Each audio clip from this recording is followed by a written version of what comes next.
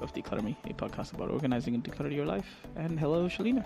Hi, Chirag. So what are we talking about today? So today I want to talk about decluttering guilt. So this is like the guilt that prevents you from decluttering? Exactly. So a lot of people have that they have things in their house and for various reasons they feel guilty about letting it go. And you shouldn't feel burdened with your stuff. And we always talk about that, and it's a mantra that goes around in the organizing world that you should only keep the things that you love and that you want to keep, or as Marie Kondo says, brings you joy.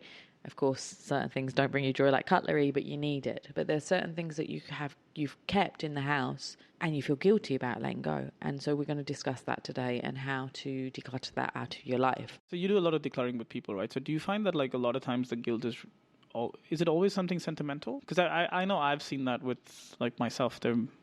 Granted, I've thrown them all out now.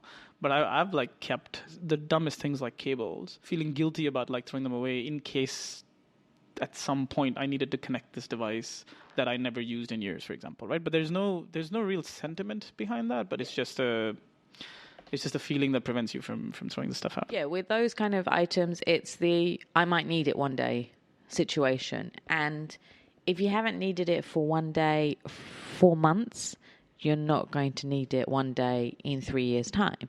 And if you do, then you can just go to a shop. And wires is a big thing. I declutter a lot of wires, and I know all the wires now. Like, I am an expert at wires.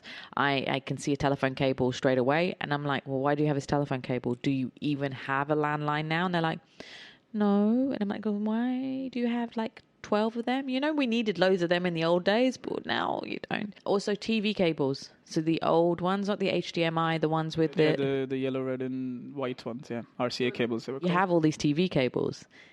You don't need those TV cables because your TV is already set up with an HDMI cable, which is better anyway.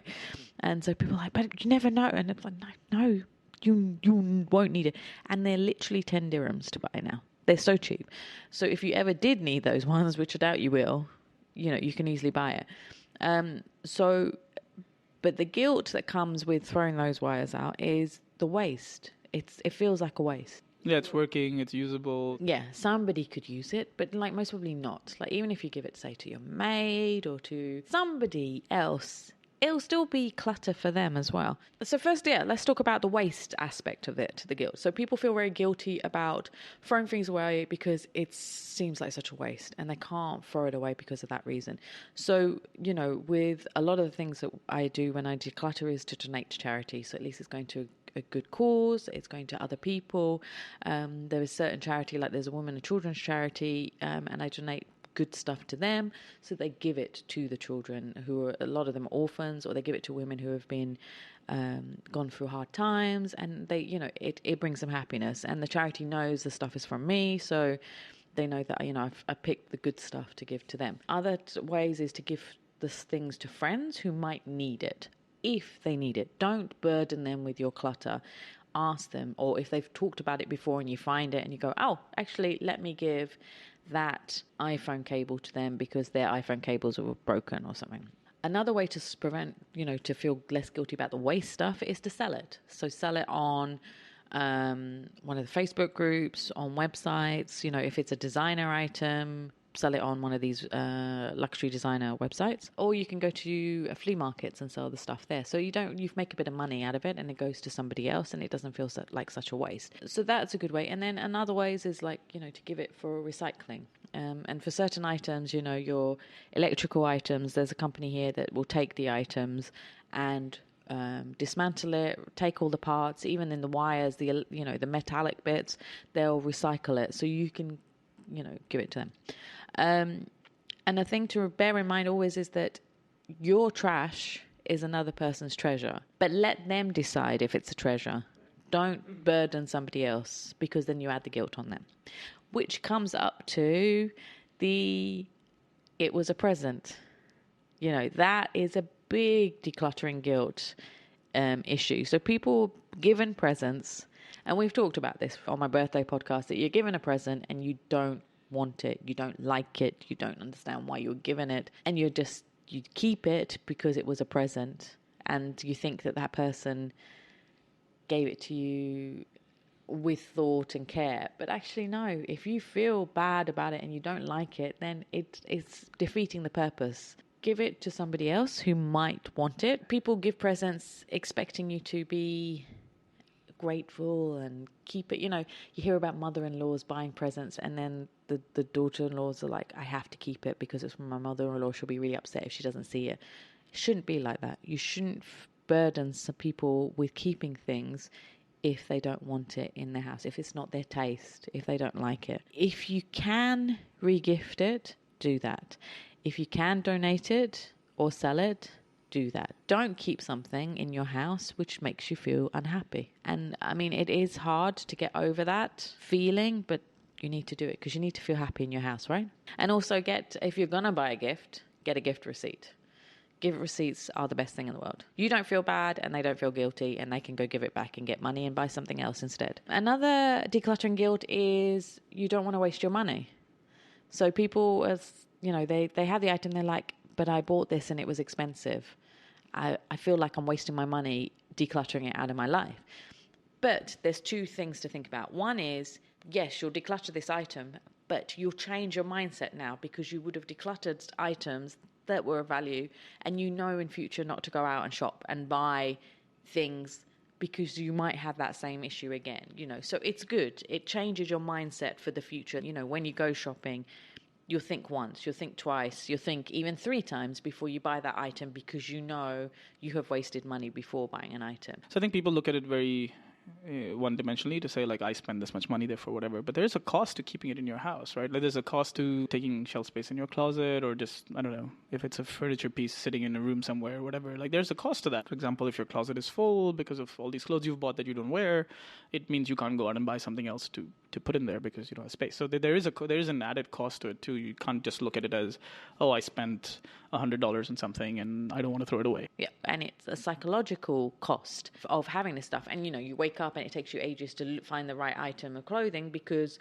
you can't find what you have, or you forget that you have an item because you can't see it. There's that whole psychological issue. What I say to people is if you can, try the item of clothes on, because with a lot of stores, especially here, you can't get a refund. Yeah, you get store credit, so you have to buy something else with the same amount. You don't actually get the money back, which is really horrible. I hate that policy. It's terrible here. So you're stuck with that. So, and I've seen people complain. Even now, they're just, especially new expats come and they're shocked that this happens. There's a whole group of shops here that only do store credit, and it's different for the same shop in other countries. You know, in the UK especially. Well, this means now you have to think before you go shopping. You know, try the item of clothes on if you have a few minutes. And if you don't have a few minutes, don't buy that item. Think about it and then come back again another day. And check the store's policy. So if the store actually says we only give you store credit, then definitely try it on. Don't make hasty purchases unless the store is willing to give you a proper refund. Yeah, because you're going to lose money. Because nobody uses store credit. How often do you then have the store credit and then go use it? I mean, I think the secondary problem to that is also, even if you're someone that's very particular and you make sure you do it, the problem is that you're still stuck with the item or an item, right? So the money's gone, which means if you spend $100 and you have to give up that money because you're not getting it back. But then B is you have to actually go and invest it in something else within the store whose clothes you didn't like to begin with. Exactly. Or it didn't fit you. Exactly. It's like the cycle, right? Yeah. So think a lot before you buy any item. And it's a mindset and it's building the habit, and that will happen. And once that's there, it will make you feel less guilty when you are decluttering, because you'll be decluttering less because you won't have all this stuff. Another one, a decluttering guilt, is it has many memories for you. So you have something that's of sentimental value, which you talked about at the beginning. You know, if it's shoes, letters, an outfit. You know, people keep their wedding dresses. And yes, it has sentimental value because it was your wedding dress. But some people buy those big meringues and you never can wear it again, can you? And you'll never be able to fit into it, even if you did want to wear it again. Like, say, if you want to wear it for an anniversary 20 years later, you most probably won't be able to fit into it. So, you know, you're keeping it and it's taking up real estate in your wardrobe. but you could be using it for something better. So, I mean, there's now ways to rent out your dresses so that you get money for it and somebody else can wear your wedding dress for their wedding, or rent it out. Or there's charities in, say, in the UK and America that changes the wedding dresses into christening dresses for stillborn babies, so that they have a proper burial and stuff. So that's really adorable, and it's a great way to use the dresses. So there's various ways to use the dresses and to use items that are sentimental. With other sentimental items like letters, on small items, have a memory box. And if you can, put it into, like a memory frame box. You can get them in IKEA, which is quite cool.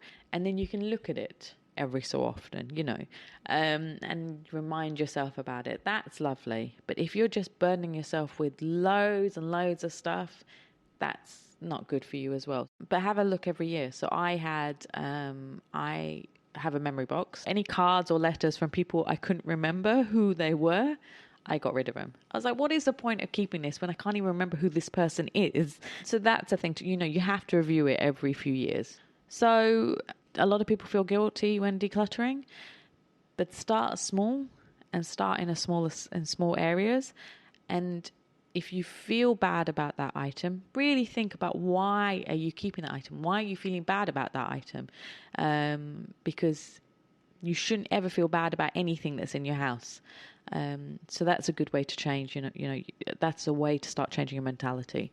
So yeah, that's my tips for today on that. So, as always, you can find the show wherever you like to listen to podcasts. You can get a hold of Shalina if you want to have a chat with her and talk to her more about things that have sentimental value to you. Maybe you can't decide, or you're having trouble actually understanding whether or not this is something you want to get rid of. Maybe a chat with Shalina might help you do that better. So do that. Reach out on social media and also on the website declutterme.com/contact. And we'll see you next week. Bye.